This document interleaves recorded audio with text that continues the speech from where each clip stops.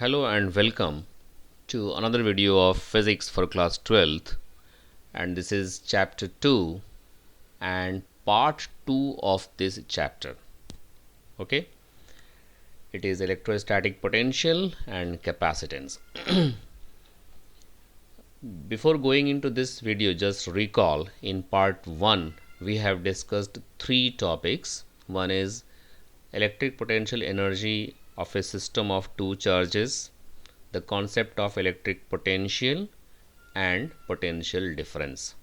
Okay, so here we will add further new topics. Let's start with some important notes. Right, we have already discussed it in the previous part. So the first point is the potential difference can also be written as dV. Okay, dV stands for final potential minus initial potential. Okay, final point पे जो potential है, from that value we have to subtract the electric potential of the initial point. Okay, second is its SI unit is joule per coulomb, which is also known as volt.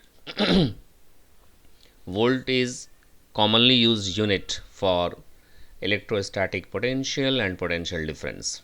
Okay, it is a scalar quantity because it is work done, so it is a scalar quantity, right? Okay,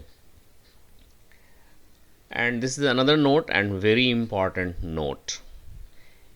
If a unit positive charge is moved from a point A to B via many points like P, Q, R, S, etc., then work done depends upon initial point A and final point B. Okay, and is equal to potential difference between these 2 points only.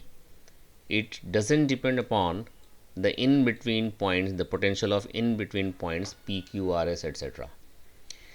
Here it is a very good example where you can learn how the work done simply depends upon initial point and final point only. Okay, here there is a positive charge plus Q, and in front of it there are few points like A, P, Q, R, S and B. Suppose a unit positive charge is brought from infinity up to A, then a work done 50 joule, okay, in bringing plus 1 coulomb charge. You can say at A the electric potential is 50 joule per coulomb or 50 volt. Okay, similarly at P it is some higher value 70 volt, or you can say 70 joule per coulomb. At Q it is 95 volt, at R it is 104 volt, at S it is 138 volt, and at B it is 150 volt. Okay, just for an example. Now suppose we have to calculate in moving a plus 1 coulomb charge from A to B. We want to move a unit positive charge from A to B. Okay, so this is the left side which says the work done in bringing a unit positive charge from a point A to B. We can split this total work done into few small work dones. Suppose the unit positive charge is first moved from A to B, then from P to Q, then from Q to R, then from R to S, and finally from S to P. Okay, there are total 5 work dones, right? If we add all these 5 work dones, then we will get the total work done. Since it is a scalar quantity, they can be added algebraically, keep in mind, right? Now you know that in moving a charge positive plus 1 coulomb charge from A to P, the work done is equal to potential difference between these 2 points, which is equal to 20 volt. Okay, 20 joule per coulomb. right? So the first work done in moving charge plus 1 coulomb charge from A to P is equal to Vp minus Va. Similarly, you can write all work done. Suppose this is work done in moving plus 1 coulomb charge from P to Q. So it is equal to Vq minus Vp. Okay. So write all the work dones equal to their respective potential differences. Finally, what you get after the cancellations, this is Vb and this is Va left. So it is equal to Vb minus Va. You can just substitute the value of Vb and Va and you get the final result, what is the total work done. The important thing is this work done depends upon electric potential of final point and electric potential of initial point. Okay, right. Now first topic for today's lecture, relation between work done by external agent and electric potential at any point. Okay, on your screen there is a diagram where there is a charge Q and at a distance r from it there is a point P where there is some electric potential. We have already derived it as 1 by 4 pi epsilon naught Q by R.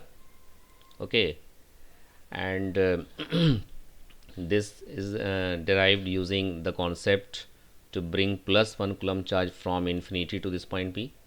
This is also equal to the work done in bringing plus 1 coulomb charge from infinity to P. Okay, so in this equation 1 we have electric potential at P, 1 by 4 pi epsilon naught Q by R. Now suppose some charge small q is moved from infinity to this point P.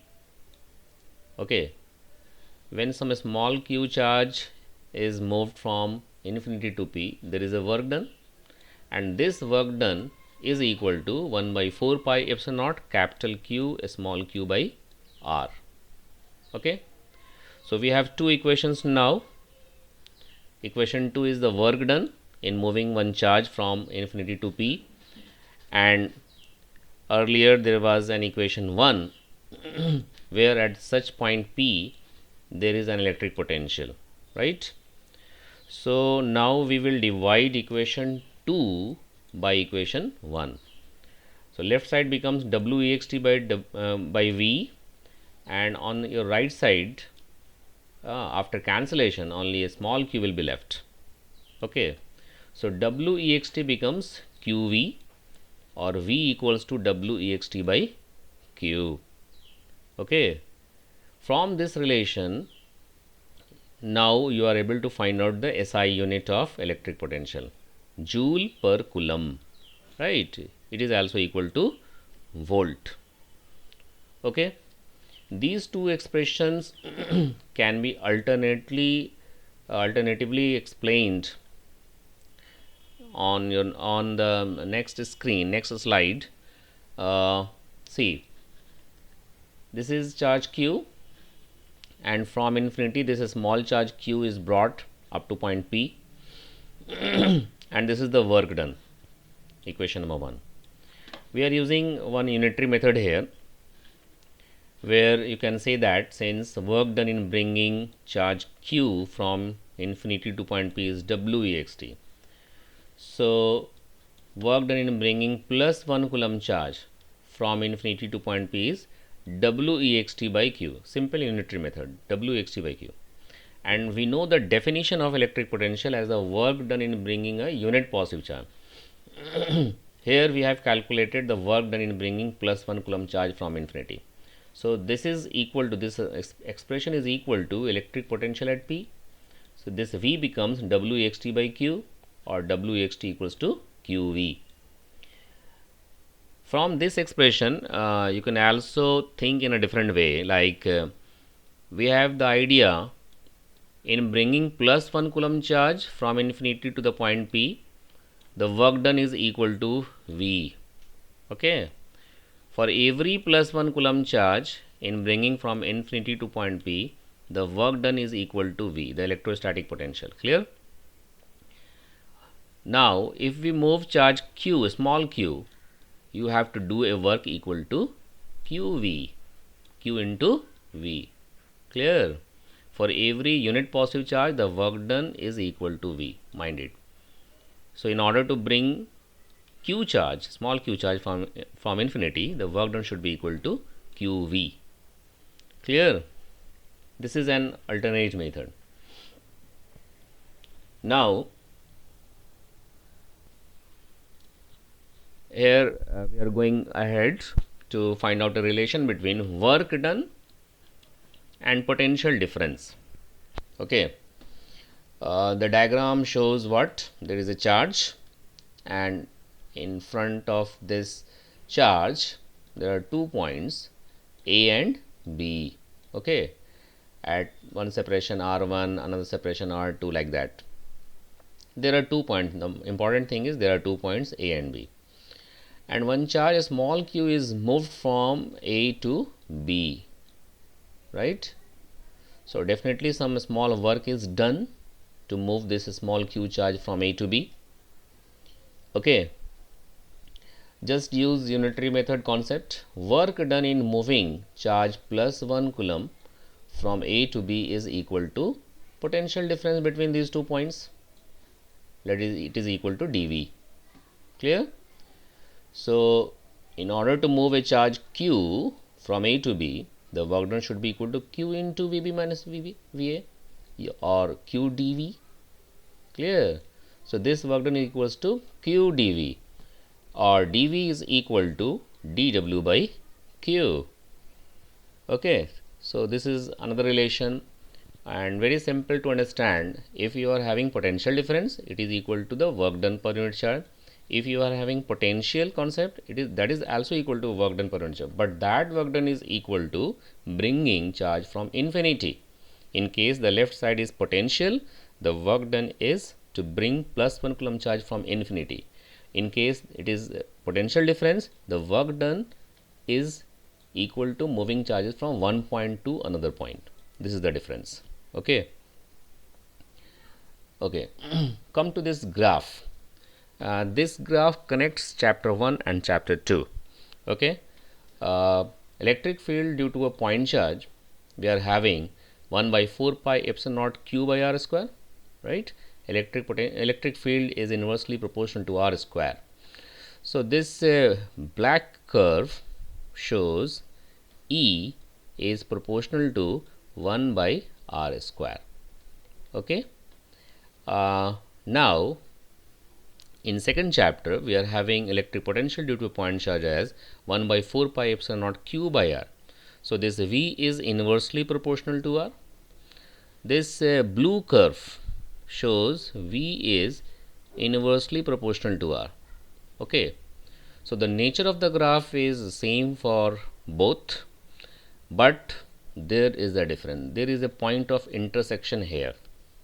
Okay, this question is several times asked in board examinations, so just try to memorize it, that the nature of the two graphs are same, but they are intersecting at one point. Okay, right. So we will continue in part 3.